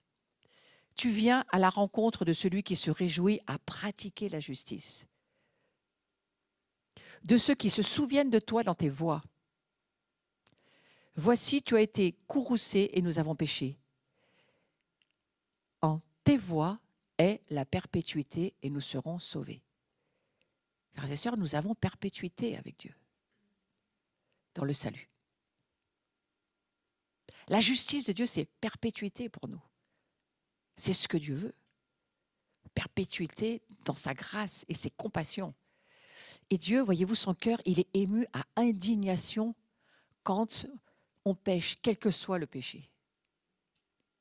Il n'est pas comme nous, hein. Mais ses compassions, elles sont éternelles. Il n'en aura jamais assez, lui, par contre, de nous.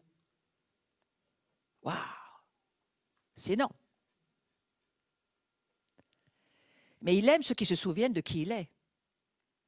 Il aime de ceux qui vont aller dans ce sens de ne pas accomplir leur propre justice avec leur histoire humaine, mais d'accomplir et de libérer la justice divine, qui, je vous le rappelle, va jusqu'à même laisser un juge inique faire justice à une pauvre veuve et finalement lui faire grâce.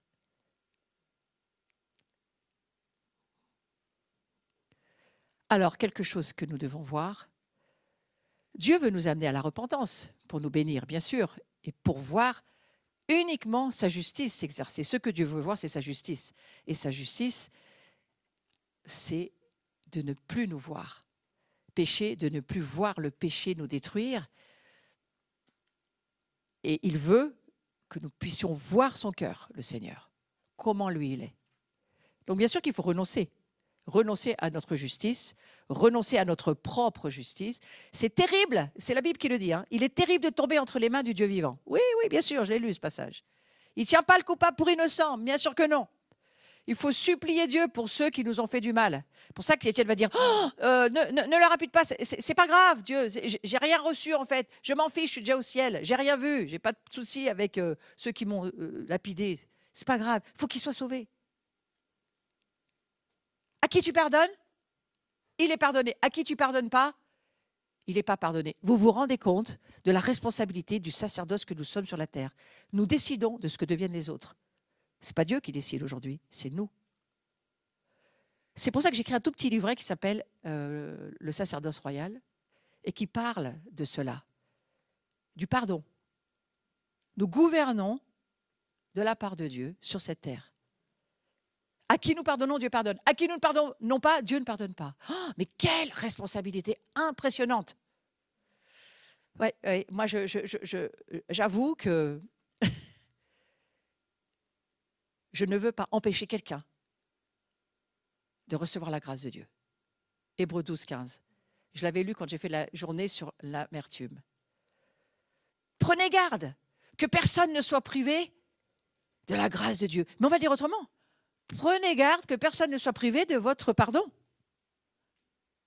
Parce qu'alors, ils ne seront pas pardonnés et ma grâce ne peut pas les rejoindre. Nous ne voulons plus du reste.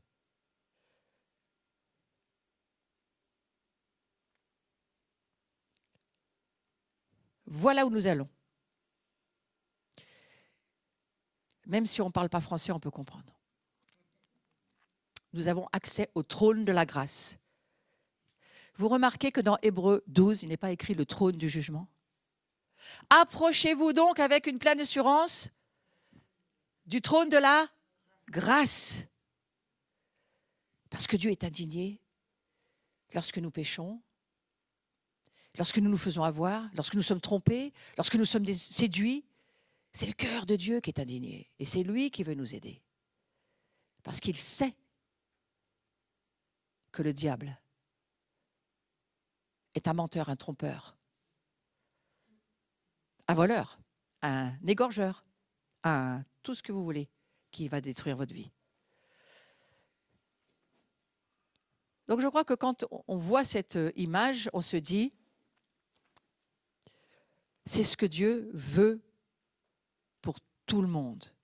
Les conséquences de notre propre justice, ça fera que nous allons produire quoi? Par notre propre justice, des enfants de la colère, des enfants de la vengeance, des enfants de la rébellion, des enfants qui vont de plus en plus se retrouver sous le joug de notre coupe-grâce, de notre jugement et donc de notre violence d'une certaine manière. Et on les empêche d'entrer dans les bras d'amour de Dieu. Que Dieu nous pardonne. Jacques va dire ceci. La colère de l'homme n'accomplit pas la justice de Dieu. Nos enfants, c'est pratiquement ce qu'ils ont vu, ou même nous, quand on était enfants, c'est le spectacle qu'on vit, qu'on a vécu tout le temps.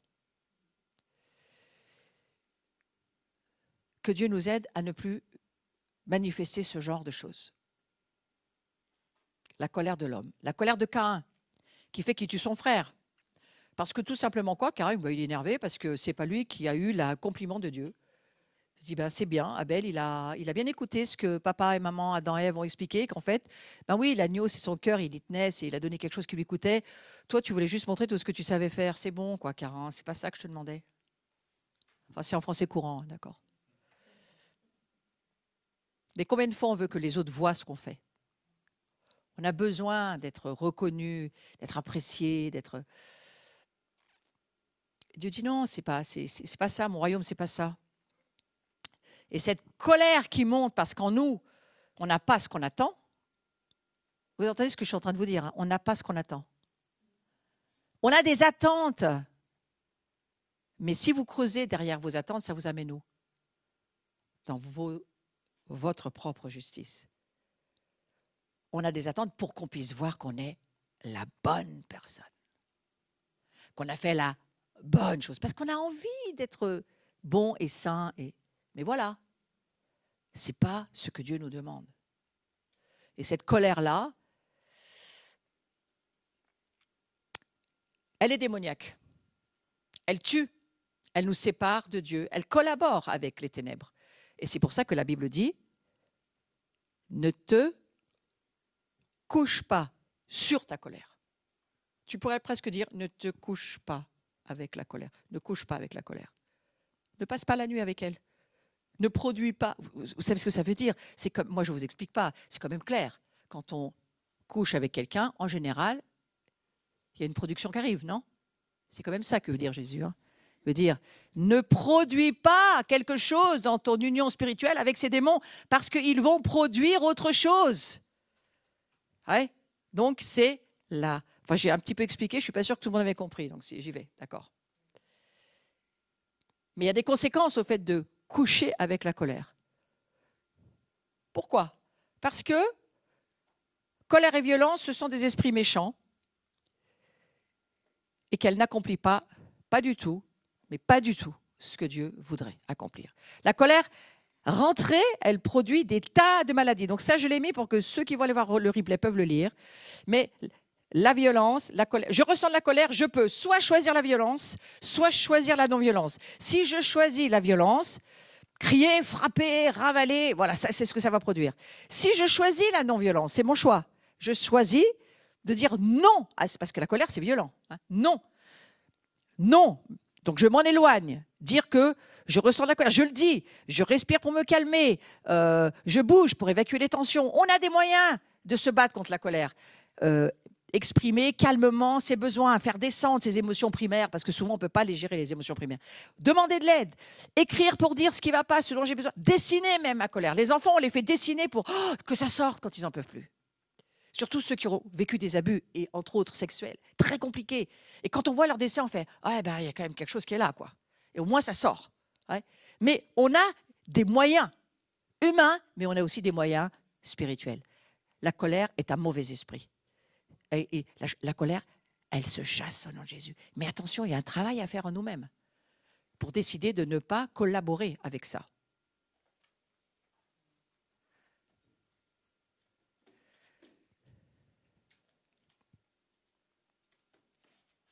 Seigneur, nous comprenons ce que tu nous dis. Nous comprenons que toi, tu ne souhaites pas nous voir passer une nuit avec la colère. Oui, tu nous dis qu'elle peut s'exprimer, mais pas plus qu'une journée. Parce que c'est quelque chose que tu comprends de notre incarnation. Jésus lui-même, il a été en colère sainte lorsqu'il a vu ces voleurs dans le temple venir faire leurs marchandises dans la maison de prière, qui était le temple. Alors il a eu cette réaction lui aussi, mais il n'a pas péché, parce qu'il ne s'est pas couché avec. Et je te remercie, Seigneur, de ce que tu nous donnes l'opportunité aujourd'hui pour nous et tous ceux qui sont connectés, puis ceux qui réécouteront en replay. Tu nous donnes l'occasion de dire « Pardonne-moi, Seigneur. Je confesse mes péchés de colère. Je confesse que parfois en moi, cette colère monte. Et cette colère, elle peut vraiment être là. Et combien de fois je me suis couchée avec? Et combien de fois ça a été difficile? Mais tu nous dis que si nous jugeons nous-mêmes, nous ne serons pas jugés. Alors c'est ce que nous faisons. Merci Seigneur Jésus que nous pouvons te dire pardon. Pardon pour ce qu'on ne supporte plus, pardon pour ce qui sort de nos limites humaines, où nous manquons d'être remplis de ton Esprit Saint, qui lui n'a pas de limite. Nous manquons de la présence de Dieu en nous, nous manquons de cette puissance surnaturelle pour vivre sur cette terre. Et parfois, nous manquons même de sagesse à penser pouvoir vivre sur cette terre sans être remplis de toi et pensant pouvoir ne pas pécher. C'est juste impossible. Et merci Seigneur que tu nous le rappelles. Merci que tu nous rappelles que tu nous aimes. Que tu nous rappelles que toi tu es indigné, même peut-être plus que nous, des propres péchés que nous pouvons faire. Ça t'indigne, tes compassions elles sont là. Et tu veux nous voir gagner la victoire sur les ennemis qui sont en nous. Ce sont nos ennemis, ce ne sont pas des amis. La colère est un ennemi. Nous voulons vraiment la voir comme un ennemi. Mais nous te remercions de nous donner une journée pour nous en sortir. Et c'est ma prière. Seigneur, aide-nous à ce qu'on ne couche plus jamais avec. Qu'on comprenne que tes avertissements sont sérieux. Et ça va nous permettre d'être délivrés de tout esprit boudeur, de contrôle, de tout ce qui peut pourrir nos vies dans les jours qui suivent. Je te remercie, Seigneur, que tu nous aides, tu nous encourages. Tu viens pour aider nos vies à ne plus être comme ça. À voir ton royaume descendre au fond de nos cœurs, d'abord. Et je te remercie de ce que ton royaume vient, que ta volonté se fait en ton nom, Jésus, par la puissance de ton sang. Nous te remercions pour ton pardon. Et tout ce que nous pouvons voir, que le Saint-Esprit nous rappelle, nous te remercions pour ton pardon, parce qu'à chaque fois notre cœur contrit te dit « Pardonne-moi, Seigneur, pardonne-moi. » moi, Seigneur. Et je veux aussi pardonner à ces énormes coups de gueule que j'ai entendus dans mon enfance. Ces orages, ces tonnerres entre mes pères, mes mères, entre les personnes qui étaient là. Moi, j'ai un souvenir qui me revient, je vais vous le dire parce que ça va vous aider pour les vôtres. Moi, j'avais des parents qui faisaient des tourniquets de bridge une fois par mois. Et c'était des engueulades toute la soirée. Et nous, les enfants, on était coincés dans les chambres. Et on n'avait pas le droit de sortir. Ce soir-là, il fallait qu'on s'occupe dans nos chambres parce que les parents, ils avaient le salon pour s'engueuler avec tous les amis et leurs histoires de bridge. Vraiment, j'aime pas le bridge à cause de ça aujourd'hui. Pour moi, les jeux de cartes, c'est fait pour s'engueuler. Et j'ai compris à un moment donné, mais c'était terrible de vivre ça. Seigneur, moi, je veux leur pardonner de m'avoir imposé toute mon adolescence. Ils m'ont imposé leur week-end pour s'engueuler, quoi. Et Seigneur, tu viens et tu vas laver nos cœurs, tu vas laver nos vies, tu vas nous aider. Tu vas chasser de nos vies ces démons qu'on ne veut pas voir habiter chez nous. On ne veut pas pratiquer, on ne veut pas collaborer, on ne veut pas vivre avec, Seigneur. On veut juste prendre cette décision, te demander de l'aide, te remercier pour ton pardon et ne plus nous coucher sur cette colère en pensant que nous ne laisserons pas accès au diable. Parce que beaucoup de fois dans nos vies, nous avons pratiqué cette colère parce que nous avons vu aussi nos pères et nos mères la pratiquer. Et que c'est à celui qui parlait le plus fort qui semblait peut-être avoir à la fin la raison et la victoire. Ce qui était totalement faux parce qu'on devient de plus en plus rebelle, on n'écoute plus et on continue à penser ce qu'on a envie de penser quand on est enfant. Et toutes ces rébellions que cette colère, elle a levées. Seigneur, pardon, merci pour la liberté dans laquelle tu fais qu'on va rentrer aujourd'hui. Jésus était doux et humble de cœur. Et aide-nous à y arriver. Et que lorsque ça va se reproduire, nous allons avoir encore plus de rapidité à dire « mais je pardonne parce que je comprends et que je sais et que de toute façon, la puissance de Dieu va venir m'aider à le pratiquer de moins en moins pour dire de plus jamais. » Je te remercie Seigneur pour la touche que tu veux nous donner ce matin, de dire « je vais vous aider » à ne plus être des enfants de la colère, mais des enfants de la paix. Amen. Amen.